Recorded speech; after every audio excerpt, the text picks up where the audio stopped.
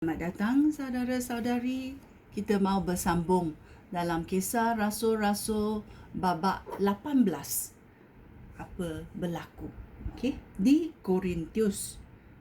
Setelah itu, Paulus meninggalkan Athena dan pergi ke Korintus. Di situ dia berjumpa dengan orang Yahudi bernama Aquila dan yang dilahirkan di negeri Pontus. Aquila baru sahaja datang dari Italia dengan isterinya Priscilla. Mereka datang ke Korintus kerana Kaiser Claudius mengusir semua orang Yahudi dari Roma.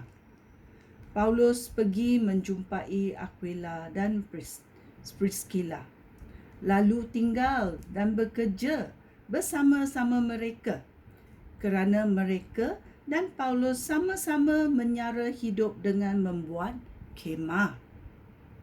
Setiap hari Sabat, Paulus mengadakan perbincangan dengan orang yang berkumpul di rumah ibadat untuk meyakinkan orang Yahudi maupun orang Yunani tentang Yesus.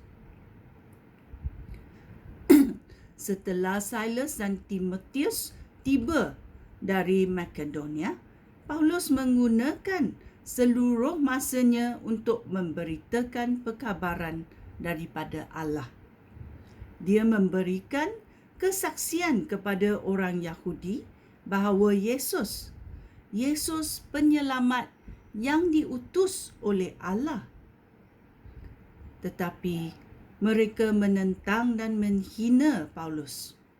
Oleh itu, Paulus mengebaskan debu daripada pakaiannya sebagai amaran kepada mereka dan berkata, "Jika kamu binasa, kamu sendiri yang bertanggungjawab. Aku tidak bertanggungjawab terhadap hal itu. Mulai sekarang, aku akan pergi kepada orang bukan Yahudi." Lalu, Paulus meninggalkan mereka dan pergi tinggal di rumah seorang bukan Yahudi yang bernama Titius Justus.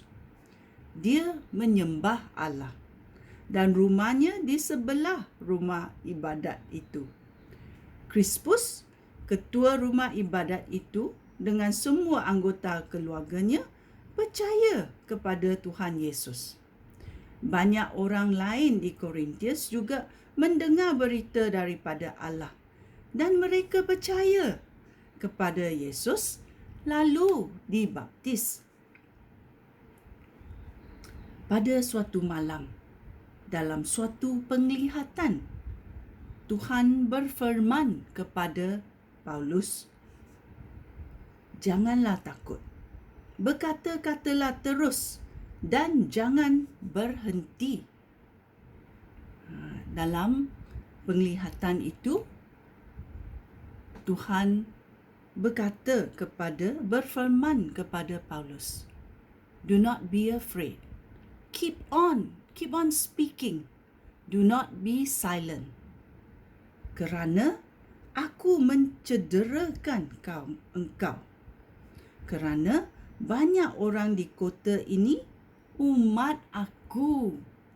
Oleh itu, Paulus tinggal di Korintus selama 1.5 tahun dan mengajarkan perkabaran daripada Allah kepada orang di situ. Ya, Tuhan memilih kita, dan dalam kota Korintus, Tuhan berkata, "Kerana banyak orang di kota ini umat aku." Sungguh diberkati. Ayat 12. Semasa Galio menjadi gubernur negeri Akhaya, orang Yahudi bersatu padu untuk menangkap Paulus dan membawa dia ke hadapan gubernur untuk diadili. Mereka mengajukan tuduhan ini. Orang ini berusaha mempengaruhi orang ramai supaya menyembah Allah dengan cara yang bertentangan dengan hukum kami. Apabila Paulus hendak menjawab, Galio berkata kepada orang Yahudi di situ, "Jika perkara ini tentang kesalahan atau perbuatan jenayah, bolehlah aku bersabar dan mendengarkan aduan kamu. Tetapi kamu bertengkar tentang kata dan nama serta hukum kamu sendiri. Oleh itu, kamu harus menyelesaikan masalah itu sendiri. Aku tidak mahu mengadili perkara semacam ini." Lalu Galio mengusir mereka keluar. Kemudian mereka menangkap Sosthenes, ketua rumah ibadat itu, lalu memukul dia di hadapan mahkamah.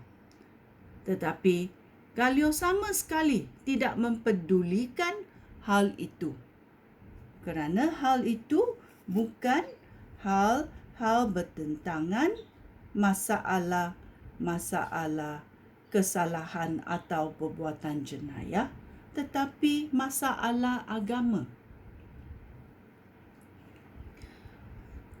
Paulus kembali ke Antioquia. Ayat 18. Paulus tinggal dengan pengikut Yesus di Korintus selama beberapa hari lagi.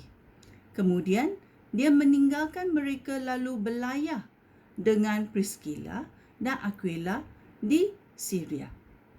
Sebelum bertolak, Paulus mencukur rambutnya di Kangkrea kerana telah bernazar apabila mereka tiba di Efesus.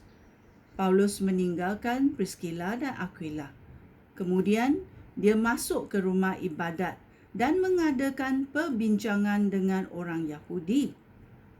Mereka meminta supaya Paulus tinggal lebih lama di situ. Tetapi Paulus tidak mahu. Pada waktu berangkat, Paulus berkata kepada mereka, "Jika diperkenankan oleh Allah, aku akan kembali." Setelah itu, dia berlayar dari Efesus. Apabila dia tiba di Kaisarea, dia melanjutkan perjalanan ke Yerusalem untuk memberikan salam kepada jemaah di situ. Lalu dia pergi ke Antioquia. Setelah tinggal beberapa lama di Antioquia, dia mengunjungi daerah Galatia dan Phrygia untuk meneguhkan iman semua pengikut Yesus di situ.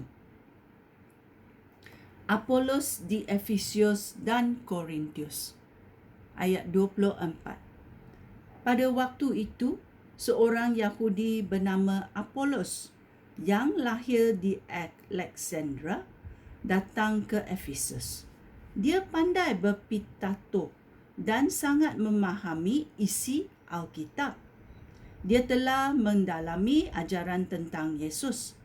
Dengan penuh kesungguhan, dia mengisytiharkan dan mengajarkan ajaran tentang Yesus dengan betul. Tetapi dia hanya mengetahui baptisan yang diajar oleh Yohanes. Dengan berani, Apolos mula berkata-kata di rumah ibadat. Apabila Priscilla dan Aquila mendengar dia, mereka membawa dia ke rumah. Mereka menerangkan penyelamatan Allah melalui Yesus dengan lebih tepat lagi. Kemudian Apolos mahu pergi ke Akhaya. Oleh itu, pengikut Yesus di Efesus menolong dia dengan menulis sepucuk surat kepada pengikut Yesus di Akhaya supaya mereka menyambut Apolos. Apabila Apolos tiba di situ, dia sangat menolong orang yang dengan rahmat Allah percaya kepada Yesus. Dengan penuh wibawa, Apolos mengalahkan orang Yahudi dalam pendebatan di hadapan umum. Dengan mengutip ayat-ayat Alkitab, dia membuktikan bahawa Yesus penyelamat yang diutus oleh Allah. Ini adalah Kisah Rasul-Rasul babak 18. Ya, Yesus adalah penyelamat yang diutus oleh Allah. Sekian, terima kasih. Shalom.